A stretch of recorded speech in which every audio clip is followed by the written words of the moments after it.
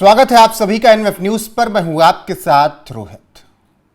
तुर्की भारत का वो दुश्मन जो सीमा से तो नहीं लगा है, लेकिन भारत की सीमा में घुसकर वो बवाल करवाने का प्रयास हमेशा करता है। वो चाहे जिक्र पीओके का हो, आज़ाद कश्मीर को लेकर चाहे उन नारों का समर्थन करने का हो, या फिर ऑपरेशन सिंदूर के दौरान पाकिस्तान जैसे आतंकी देश का सपोर्ट करना हो, तुर्की हर बार भारत के खिलाफ साजिश रचता रहा। भारत ने कार्रवाई भी की, लेकिन अब भारत ने जो डील ग्रीस के साथ की है, उस डील ने एर्दोगान का पसीना छुड़ा दिया है, हालत खराब कर दी। मेरे साथ चर्चा करने के लिए वरिष्ठ पत्रकार पंकज प्रसून हैं। उनसे ही बात करेंगे कि आखिर भारत का जो रक्षा सौदा हो रहा है ग्रीस के साथ, वो तुर्की के लिए टेंशन क्यों लेकर आ रहा है। पंकज जी, सबसे पहले तो बताइए क्या सौदा हो रहा है भारत और ग्रीस के बीच, और उससे तुर्की को क्या प्रॉब्लम है। सौदा से ज्यादा भारत के नेवल एक्सरसाइज से प्रॉब्लम है। ऐसा है कि भारत की जो नेवी है वो ग्रीस की नेवी को ट्रेनिंग भी दे रही है और इंफ्रास्ट्रक्चरल सपोर्ट भी प्रोवाइड कर रही है और साथ में प्रैक्टिस भी कर रही है। और ये सब हो रहा है भूमध्य सागर में।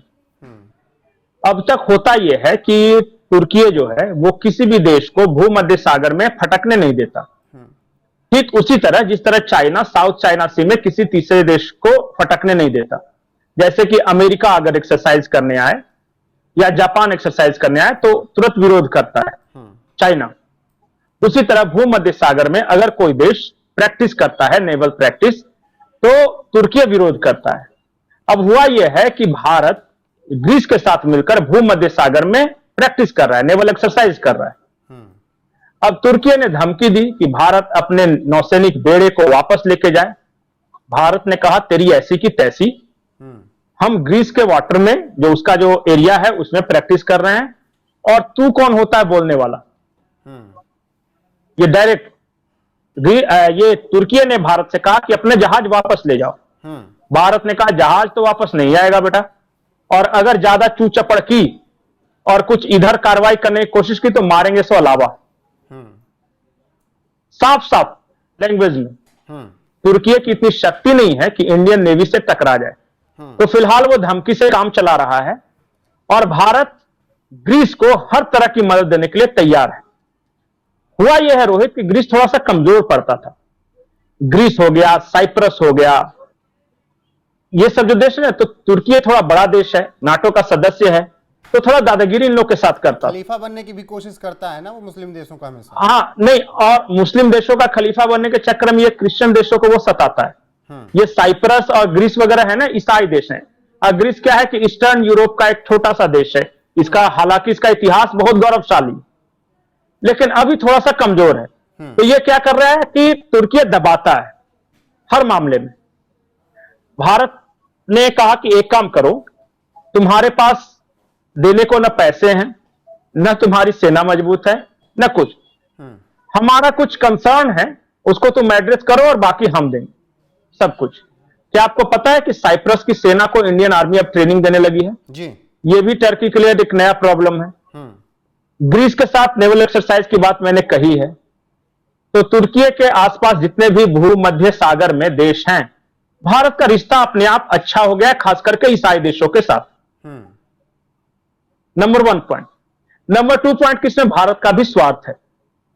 दुनिया में जितने व्यापार होते हैं, वही मैं बता, दुनिया में जितने व्यापार हो रहे हैं छोटे देशों से नहीं, भूमध्य सागर में से स्वार्थ छिपा हुआ है। जो वो ट्रेड रूट है ना, उधर से ही होके आता है। लेकिन भूमध्य सागर में पंकज जी तुर्की उतना भी तो मजबूत नहीं है जितना दुनिया को दिखाया जाता है।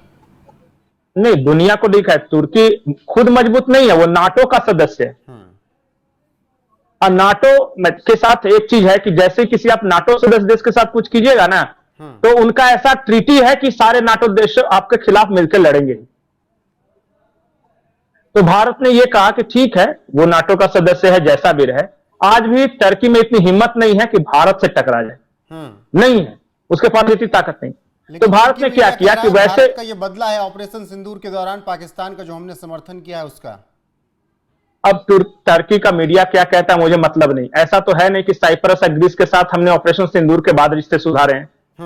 हमारा रिश्ता ये तो अनवरत प्रोसेस है जो कि चल रहा है। हम अपने पार्टनर दुनिया में किसको बनाएंगे ये टर्की तो डिसाइड करेगा नहीं। G7 की बैठक से पहले ही मोदी जी गए थे साइप्रस। ग्रीस जो है, अच्छा पूर्वी यूरोप में गए वो पहाड़ी देखकर उन्होंने तुर्की को संदेश दे दिया ना, वो देखना नहीं चाहिए था क्या? देखिए, नहीं, टर्की का एक चीज तो और है, भारत ने तो ऑपरेशन दोस्त चलाया था टर्की के लिए।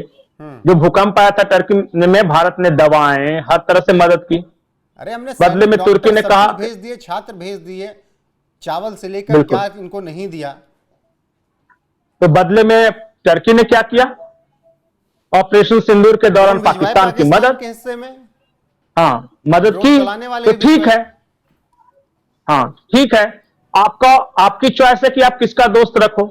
भारत की चॉइस है कि भारत किसे दोस्त रखेगा। तो ये प्रॉब्लम क्या है? तो ग्रीस और अगर आप मुसलमानों के खलीफा हो, भारत की दोस्ती आगे मजबूत होने जा रही है। और बिल्कुल बिल्कुल, और ये इसलिए नहीं मजबूत होगी कि एक छोटा सा टुच्चा सा टर्की है, इसलिए मजबूत होगी कि हमें भूमध्य सागर के थ्रू अपना व्यापार बढ़ाना है और हमें अपने दोस्त देश चाहिए। एक और एंगल है इसमें जी, यह संदेश है यूरोप को भी कि एक अगर टर्की मुस्लिम का खलीफा बनने की कोशिश कर रहा है तो भारत ईसाई देशों के साथ खड़ा है, चाहे वो साइप्रस हो या फिर ग्रीस हो, आर्मीनिया हो जी। ये सारे ऐसे ईसाई देश हैं जो कमजोर हैं सैनिक क्षमता में तुलनात्मक रूप से। तो आपने देखा होगा कि हाल के दिनों में भारत ने यूरोदेशों के साथ अपने संबंध बहुत प्रगाढ़ किए हैं। सबसे बड़ा एफटीए साइन किया है ब्रिटेन के साथ। जर्मनी के अभी आए थे विदेश मंत्री, उन्होंने कहा वी आर विथ इंडिया। तो ठीक है, अमेरिका अगर इंडिया के साथ कुछ चाल चल रहा है तो यूरोप भारत का साथ खड़ा है। ये तो हम कर, अगर टर्की को मुसलमान देशों का खलीफा बनना है तो ईसाई देशों का दोस्त भारत है या भारत के दोस्त ईसाई देश हैं। भाई समीकरण तो कोई भी बना सकता है ना। बिल्कुल पंकज जी, समीकरण कोई भी बना सकता है। और जो मैं कोर्ट का इस्तेमाल कर रहा हूं जी जी, इजराइल जो प्रधानमंत्री ने कहा, इजराइल के प्रधानमंत्री ने यह कहा था कि अगर मेरे पास चॉइस हो कि भारत और पाकिस्तान में किससे दोस्ती करनी है तो हर समझदार भारत के साथ दोस्ती करना चाहेगा। दुनिया में बहुत कम बेवकूफ ऐसे बचे हैं जो पाकिस्तान की तरफ जाएंगे।